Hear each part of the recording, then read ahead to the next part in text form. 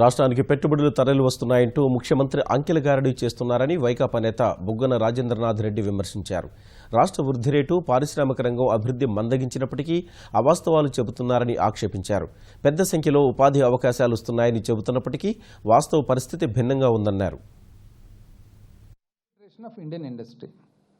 ఇది ఎక్కడైనా కలుపుతానండి, ఎక్కడైనా కూడా, అంటే ఏ రాష్ట్రం పెట్టినా కూడా సిఐఏ వాళ్ళు ఆటోమేటిక్ ఒక రాష్ట్ర ప్రభుత్వం వచ్చి మేము ఆ ఫైనాన్స్ అంతా చేస్తాం, మేము ఆ బర్డన్ అంతా మోసుకుంటామంటే ఎవరైనా హ్యాపీగా వస్తారు.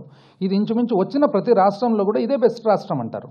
మనము సినిమా తీసేటప్పుడు ఏ యాక్టర్ని అడిగినా కూడా ఆ పర్టికులర్ సినిమానే నా బెస్ట్ సినిమా లైఫ్లో అని అంటారనమాట.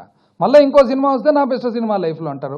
ఇది సహజంగా ఎక్కడే జరిగేది. ఎందుకంటే ఇంతకు ముందు కూడా మీరు జరిపినారు కదా, ఇంతకు ముందు మీరు సిఏఏ సమిట్లు 13 సార్లు మీరు చెప్పినట్లు డావోసులు ఇవన్నీ జరిగిన తర్వాత నెట్ రిజల్ట్ ఏమొచ్చింది? ఒక్క పెద్ద పరిశ్రమ వచ్చిందండి ఎక్కడన్నా?